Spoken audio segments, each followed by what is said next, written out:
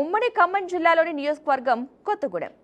సింగరేణి కార్మికుల ప్రభావం అత్యధికంగా ఉన్న నియోజకవర్గం. 2014లో జలగం వెంకట్రావు విజయం సాధించారు.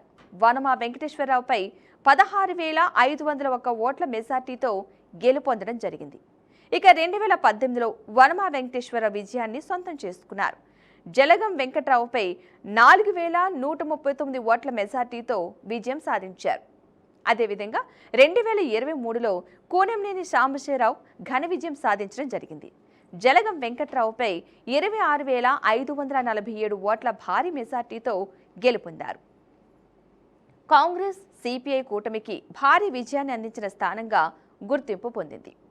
సింగరేణి యూనియన్ రాజకీయాలు ఎన్నికలను ప్రభావితం చేసే నియోజకవర్గంగా ఉంది.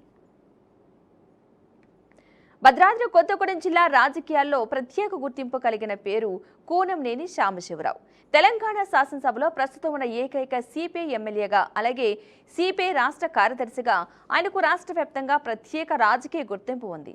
అయితే ఒకవైపు ప్రజా ఉద్యమ నాయకుడిగా గుర్తింపు ఆయనకు బలంగా నిలుస్తూ ఉండగా, మరోవైపు అధికార పార్టీ ఎమ్మెల్యేల మాదిరిగా నిధుల సమీకరణ, అభివృద్ధి అంచనాలు, మారుతున్న రాజకీయ సమీకరణాలు సవాళ్లుగా మారుతున్నాయి. మరి కూనంనేని సాంబశివరావు రాజకీయ బలం, బలహీనతలు ఏంటో ఇప్పుడు చూద్దాం.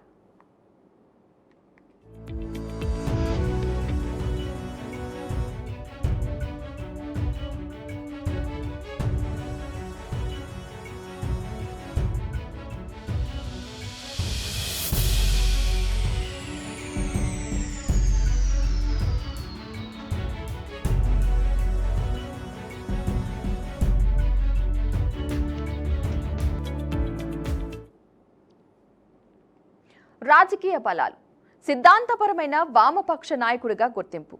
కూనంనేని సాంబశివరావు కేవలం ఎన్నికల రాజకీయాలకే పరిమితం కాకుండా ప్రజా ఉద్యమాలు, కార్మిక హక్కులు, రైతు సమస్యలపై దశాబ్దాలుగా పోరాటం చేస్తున్న నాయకుడిగా మంచి గుర్తింపు పొందారు. వ్యక్తిగత విశ్వసనీయత, రాజకీయ నిబద్ధత ఆయనకు ప్రత్యేక బలంగా నిలుస్తున్నాయి. కార్మిక, మైనింగ్ ప్రాంతాల్లో బలమైన పట్టు.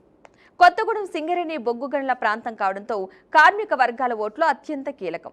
కార్మిక సంఘాలు, యూనియన్ వర్గాలు, సింగరేణి ఉద్యోగుల కుటుంబాల్లో కూనంనేనికి మంచి గుర్తింపు ఉండటం ఆయనకు ప్రధాన రాజకీయ బలం. ప్రజా సమస్యలపై పోరాట పటిమ. ప్రజా సమస్యలపై నిరంతరం స్పందించడం, ప్రభుత్వాలను నిలదీయడం, కార్మికులు, రైతుల తరపున మాట్లాడడం కూనంనేని రాజకీయ శైలిలో ప్రధాన లక్షణం. సమస్యలపై గట్టిగా స్పందించే నాయకుడిగా ఆయనకు ప్రజల్లో ప్రత్యేక ఇమేజ్ ఉంది. గ్రామీణ, పట్టణ వర్గాలతో సమాన అనుబంధం. కొత్తగూడెం పట్టణంతో పాటు చుట్టుపక్కల గ్రామాల్లో కూడా కూనంనేనికి ప్రజలతో మంచి అనుబంధం ఉంది. కార్మికులు, రైతులు, మధ్యతరగతి వర్గాలతో సమానంగా మమేకం కావడం ఆయనకు అదనపు బలంగా మారింది. అనుభవజ్ఞుడైన నాయకత్వం, బలమైన కేడర్.